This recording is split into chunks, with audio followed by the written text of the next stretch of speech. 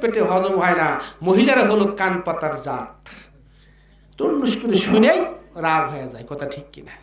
এই জন্যে আরবের মহিলারা কানা ঘষাঘষি করতে লাগলো। খাদিজাতুল কুবরা একজন সম্ভ্রান্ত পরিবারের মহিলা। এই মহিলা কেমনে মুহাম্মদকে স্বামী হিসেবে বরণ করলো কিছুই বুঝতে পারলাম না। খাদিজাতুল কুবরার কানে এই সংবাদ চলে গেল। মহিলা সমাবেশ ডাকলেন। মহিলা সমাবেশ বোঝেন না? এরকম মহিলা সমাবেশ ডেকে মহিলাদেরকে বলতেছেন, ও আরবের মহিলারা শোনো শোনো, আমি মুহাম্মদকে স্বামী হিসাবে বরণ করছি। তোমরা নাকি অনেক কথা বলছো, তবে তোমরা শোনো, মুহাম্মাদের ভেতরে আমি 3টা গুণ দেখেছি। এই 3টা গুণ যদি তোমাদের স্বামীর ভেতরে থাকে, তাহলে মুহাম্মাদকে স্বামী হিসাবে বরণ করা আমার ঠকা হয়েছে। 1 নম্বর গুণ, ও আরবের মহিলারা তোমরা বলো বলো তোমাদের স্বামীর ভেতরে এই গুণ আছে কিনা। বলে কি গুণ? বলে তোমাদের স্বামীদের জীবন যাইতে পারে, কোনদিন সে মিথ্যা কথা বলে না, কেউ কোনো কথা বলে না। খাদিজাতুল কুবরা বলতেছেন, মুহাম্মদকে আমি আমার বাড়িতে বহুদিন পর্যন্ত আমার বাড়িতে চাকর হিসেবে ছিল। আমি জানি মুহাম্মাদের ভেতরে কি গুণ আছে। মুহাম্মাদের জীবন যাইতে পারে, মুহাম্মদ কোনোদিন মিথ্যা কথা বলে না। এদিকে 4টিখানি গুণ নাকি? আমরা 10 টাকা দিলে মিথ্যা সাক্ষী দিই, কি বল? 1 প্যাকেট বিড়ি কিনে দিলে মিথ্যা সাক্ষী দিয়ে দিই, মিথ্যা কথা আমরা বলি। 2 নম্বর গুণ, আরবের মহিলারা তোমাদের স্বামীদের ভিতরে এমন গুণ আছে কিনা, সে আমানতের খিয়ানতদারি করে না, কোন মহিলা কথা বলে না।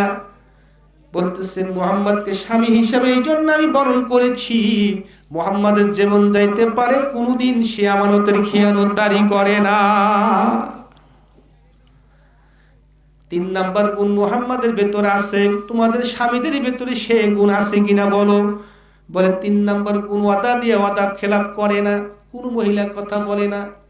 এবার বলতেছেন, ও আরবের মহিলারা মুহাম্মাদের ভিতরে 3 নম্বর গুণ আছে, মুহাম্মাদের জীবন যাইতে পারে, কোনদিন ওয়াদা দিয়া মুহাম্মদ ওয়াদা খেলাপ করেন না।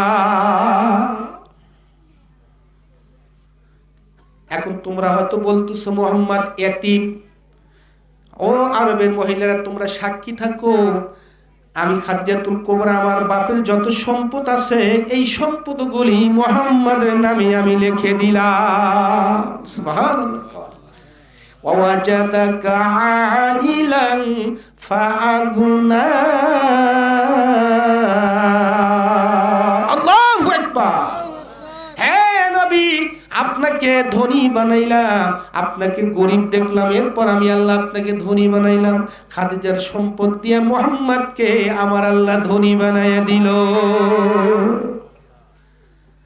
তাহলে চিন্তা করেন, এই গুণ মুহাম্মাদের ভিতরে আছে, তাহলে মুহাম্মাদের আদর্শ তো আমাদের মানা দরকার। কি কর মুমিনের গুণ, এই মুমিনদার হতে হবে ওয়াদা দিয়ে ওয়াদা রক্ষা করবে এবং আমানতের খিয়ানতদারি মুমিন করবে না, তাহলে সেই মুমিন হবে সফলকামী।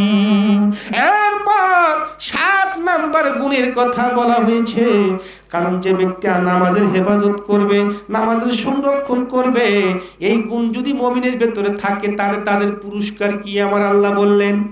পুরস্কার হলো আল্লাযীনা হুমুল ওয়ারিসুনাল্লাযীনা ইয়ারিসুনাল ফিরদাউসা হুম ফিহা খালিদুন। আল্লাহু আকবার। তাহলে এই গুণ যদি থাকে, তাহলে মুমিনের কি পুরস্কার দিবেন সেটা আল্লাহ বলে দিলেন।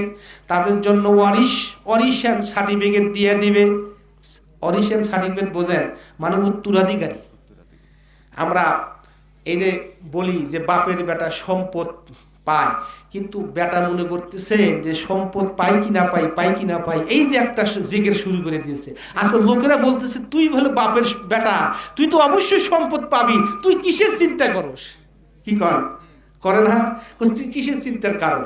কোনো চিন্তার কারণ নেই। তুই যদি বাপের বেটা হস, অবশ্যই বাপের সম্পদ তুই পাবি, তোর জিকির করা লাগবে না, কথা ঠিক কিনা? অনুরূপভাবে যদি আমরা আল্লাহর বান্দা, আল্লাহর মুমিন হিসাবে আল্লাহর প্রতি বিশ্বাস স্থাপন করি, মুমিনের গুণ যদি আমরা পালন করতে পারি, তাহলে অবশ্যই অবশ্যই আল্লাহর জান্নাতের ওয়ারিশ আমরা হয়ে যাব।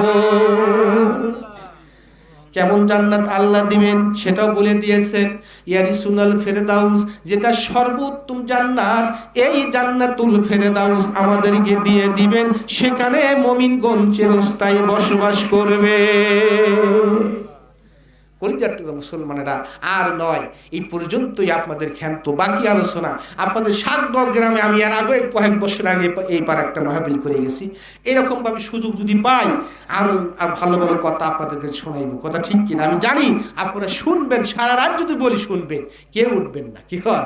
এই জন্যে খালি ওয়াজ করলেই সার্থক না, ওয়াজ করলে আমল করতে হবে, কি কন?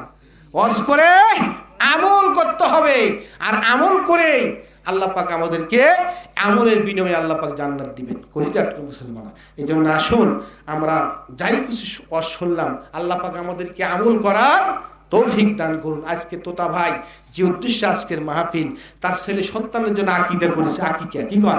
যেন ছেলে সন্তানের আল্লাহ পাক নেক হায়াতকে যেন দারাজ করে দেন, সকলে মিলে আল্লাহুম্মা আমিন। একটু দুরূদ শরীফ পড়ি, সাল্লাল্লাহু আলা